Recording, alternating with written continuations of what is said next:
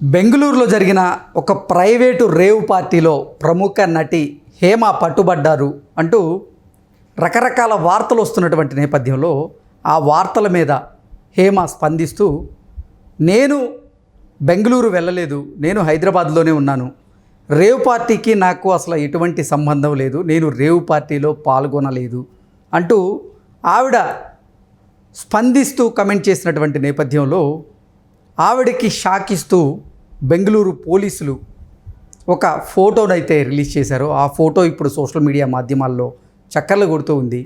నటి హేమ బెంగళూరులో జరిగినటువంటి ఈ రేవ్ పార్టీలో పాల్గొన్నారు అనే ఉద్దేశంతోనే బెంగళూరు పోలీసులు ఆ ఫోటోని విడుదల చేశారు అన్నట్లుగా కొన్ని వార్తలు వస్తున్నటువంటి నేపథ్యంలో ఈ అంశం మీద మనతో మాట్లాడేందుకు, చర్చించేందుకు ప్రముఖ సినీ విశ్లేషకులు, ప్రముఖ సీనియర్ జర్నలిస్ట్ యజ్ఞమూర్తి గారు మనతో ఉన్నారు. యజ్ఞమూర్తి గారితో మాట్లాడదాం. యజ్ఞమూర్తి గారు నమస్తే అండి. నమస్తే కృష్ణ. నిన్న బెంగళూరులో జరిగినటువంటి ఒక రేవ్ పార్టీలో ప్రముఖ నటి హేమ పట్టుబడ్డారు అంటూ రకరకాల వార్తలు వచ్చాయి.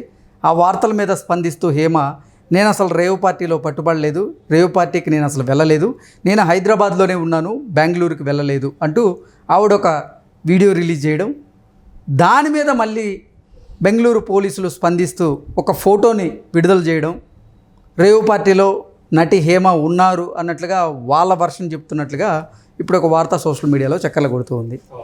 అసలు ఏంటి సార్, రేవ్ పార్టీ ఎవరు నిర్వహించారు? రేవ్ పార్టీలో నటి హేమ పట్టుబడ్డారా లేదా? నటి హేమతో పాటుగా టాలీవుడ్లోని కొంతమంది ప్రముఖులు, కొంతమంది హీరోలు, హీరోయిన్లు కూడా ఆ రేవ్ పార్టీలో ఉన్నట్లుగా కొన్ని వార్తలు, కొంత సమాచారం బయటికి అందుతున్నటువంటి నేపథ్యంలో అసలు ఆ రేవ్ పార్టీలో ఎవరెవరు ఉన్నారు, ఆ రేవ్ పార్టీ నిర్వహించింది ఎవరు అంటే ఏం చెప్తారు?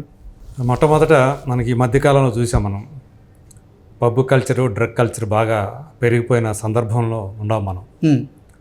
సో అంటే మనం ఎప్పుడైతే మన సంస్కృతిని పాశ్చాత్యులు అనుకరించడానికి ప్రయత్నం చేస్తుంటే, మనమేమో పాశ్చాత్యుల సంస్కృతిని వంట పట్టించుకోవడానికి మనం చాలా స్పీడ్లో ఉన్నాం అనమాట. సో అందులో భాగంగా వచ్చినవే ఈ రేవ్ పార్టీలు అనేవి. అంటే బర్త్డే పార్టీలుగా మొదలయ్యి తర్వాత డ్రగ్స్ పార్టీలుగా మారటం ఈ రేవ్ పార్టీలో అంటే మద్యం సేవించి డ్యాన్సులు వేయడం, చిందులు వేయడం ఇట్లాంటివి ఉంటే పట్టించుకునే వాళ్ళు కాదేమో అంతగా. కానీ రేవ్ పార్టీ అంటే ఇప్పుడు డ్రగ్స్ అనేవి, మారక ద్రవ్యాలు అనేవి మస్ట్గా ఉండాల్సిన పరిస్థితి ఉంది. కాబట్టే ఈ రేవ్ పార్టీలు అనేవి ఇప్పుడు వార్తల్లోకి ఎక్కుతున్నాయి అంటూ మనం చూస్తూ ఉన్నాం. అవును. సో కన్నడ మీడియాలో అంటే వాళ్ళు కన్నడ పోలీసుల్ని వాళ్ళు అడిగిన సమాచారం ప్రకారం కన్నడ మీడియాలో వచ్చిన దాని ప్రకారం ఏంటంటే నటి హేమ ఉంది అందులో అని చెప్పి వాళ్ళు స్పెసిఫిక్గా ఆమె పేరు ప్రస్తావిస్తూ మరీ కన్నడ మీడియాలో రాసుకొచ్చారు. ఇది పెద్ద దుమారం లేవదీసింది. అంటే మామూలుగా కన్నడ మీడియాలో అంటే తెలుగు సినిమా పరిశ్రమలు లేదా టీవీ పరిశ్రమలకి సంబంధించిన వాళ్ళు కొంతమంది ఉన్నారు.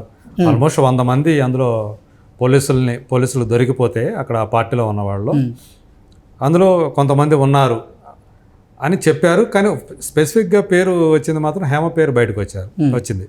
సో నేను లేను, నేను నా ఫామ్ హౌస్లో, హైదరాబాద్లో నా ఫామ్ హౌస్లో ఉన్నాను అని చెప్పేసి ఆమె ఏదైతే ఒక వీడియో రిలీజ్ చేశారో ఇప్పుడు అది కూడా ఒక వివాదాస్పదమైంది. ఎందుకంటే ఆ వీడియోలో ఉన్న డ్రెస్సే పోలీసులు రిలీజ్ చేసినటువంటి ఫోటోలో ఉన్న డ్రెస్ మ్యాచ్ అవ్వడం సేమ్ టు సేమ్.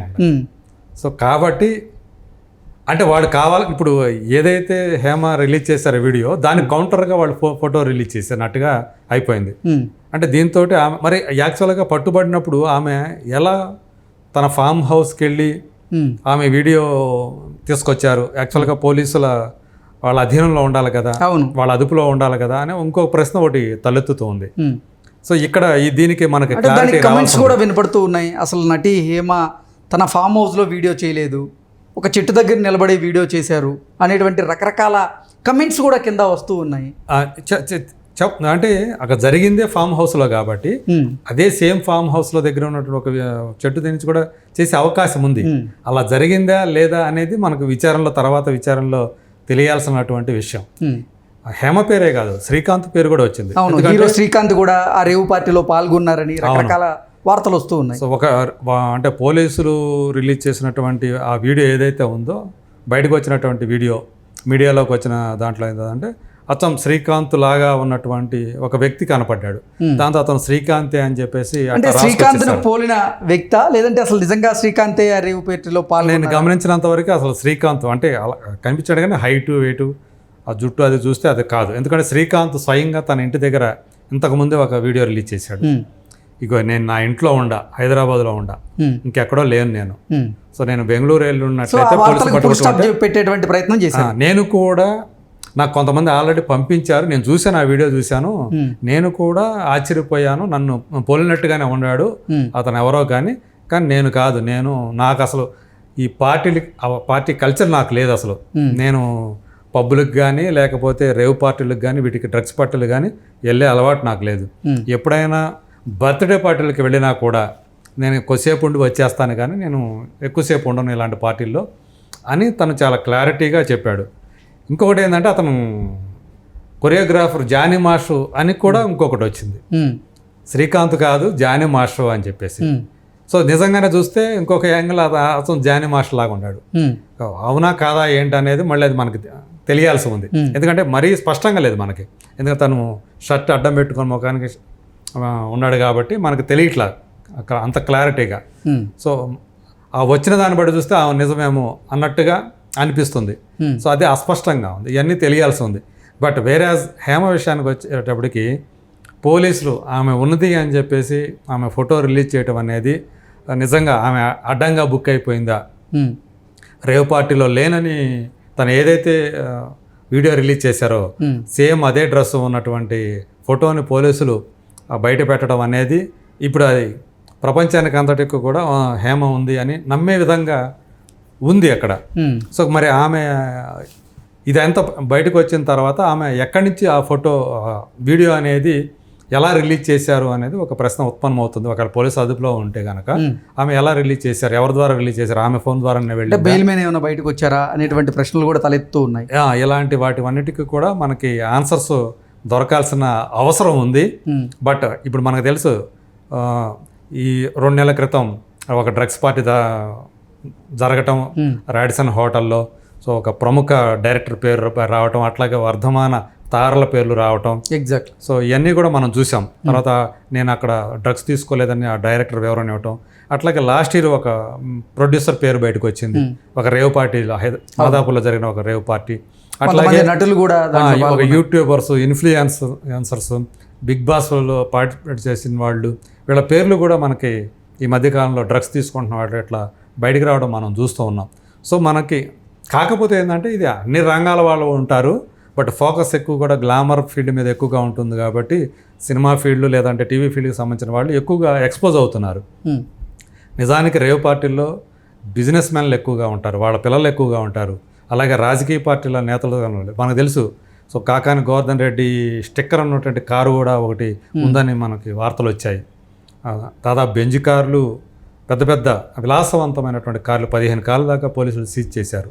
సో ఈ బడా వ్యాపారవేత్తలు, రాజకీయ నాయకులు, అలాగే సినిమా పరిశ్రమకు సంబంధించిన వీళ్ళందరూ కూడా ఈ రేవ్ పార్టీలకి అటెండ్ అవుతూ ఉంటారు.